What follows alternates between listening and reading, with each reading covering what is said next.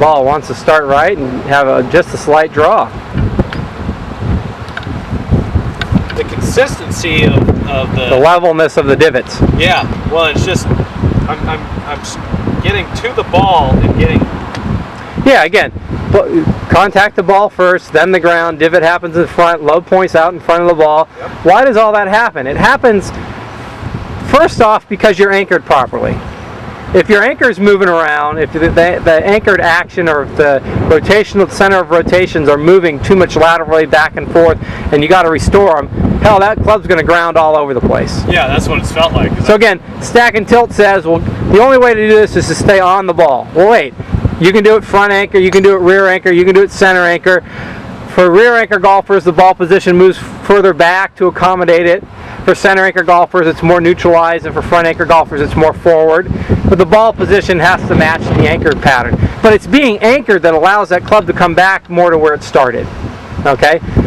For you, the best way of staying anchored and maintaining the proper spine angles, the proper postural angles, is for you to rotate on the anchor line, like we're seeing right now. Yeah.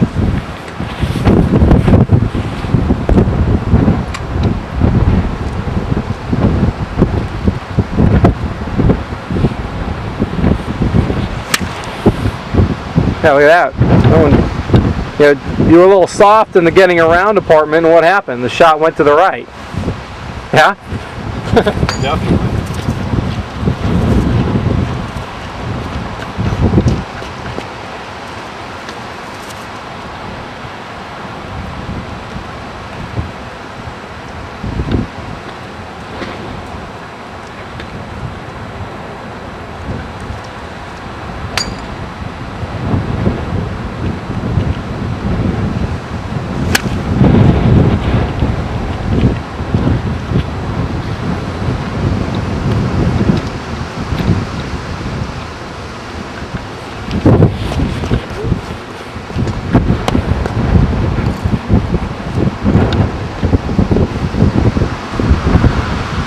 Quite a difference, though, being able to come from the inside without even trying. Exactly, instead of trying to manipulate it. That's exactly right.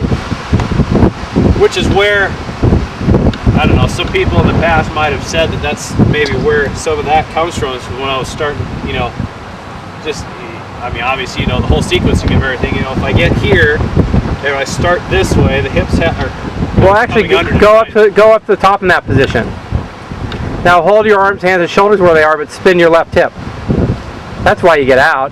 You can start from the lower body and still make that happen. It's just that you're not rotating on the anchor line, and you fail to get secondary tilt proper. So either if you have too little secondary tilt at address, and by the time you get to the top, you got to create it in the transition. And for you, the only way to create it in the transition at that point is to slide your hips. And when you slide your hips, your thing goes out towards the ball. Yeah. So, if you create it a little bit at address and create more of it by rotating on the anchor line, it's taken care of. Huh.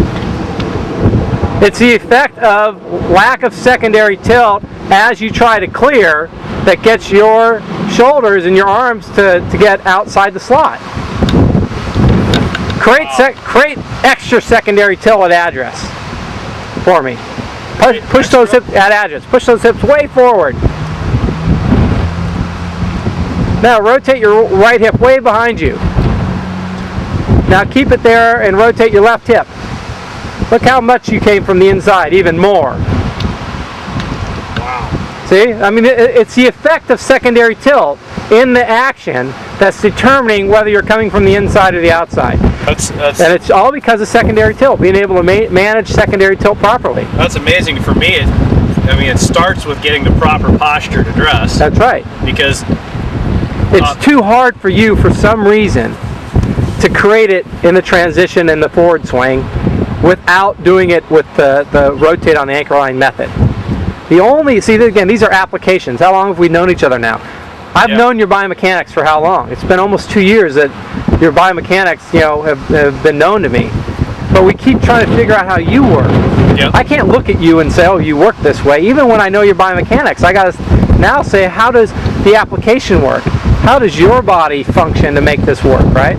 And we've tried to get secondary tilt different ways. And the only way that's allowing you to look the way everything needs to look is the rotate on the anchor line version. I mean, we tried to just bump the hips forward at address and then just go to the top and clear, and you'd still come out of it, right? Why? Because your right hip would back up. For whatever reason, when you think of spinning your hips, and it's the way that it's like something you've already learned in life, and it's the way that your subconscious mind has integrated all this stuff, and some of this is all the way down into your DNA already. Oh yeah. So now though, if you understand the rotate on the anchor line version, and your subconscious mind does that, and it can accept it, wow, it does it the way we want it to see it look.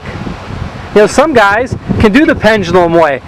Basically what they're doing is keeping the top still and they're swinging the hips underneath. Colin Montgomery's, right? Yeah, that's a good one. Tom Watson's, right? But it's like everything's swinging underneath the top for them, and their hips and their feet work like a swing set, and then they just add a little turn into it, right? But they can manage that. Yeah. You've tried it, and all you do is clear early. Your right hip goes backwards, and you get outside the slot. So it fails to work for you. That are rotators. Now, as we continue to map out what goes on, we look at your techniques next. And what are the possible techniques? You got pendulum techniques and swivel techniques and wheelhouse techniques and rotating on the anchor line techniques. Well, my job now is sort of mapping out all those techniques, so when the teachers come along, they can say, all right, I could see that you'll probably be better off with a rotate on the anchor line version. Like, it was obvious to me right off the pendulum would never work for you. That's why I had you do counter swivel. Yeah. In the video, I showed you the counter swivel. Well, the counter swivel is halfway to rotating on the anchor line.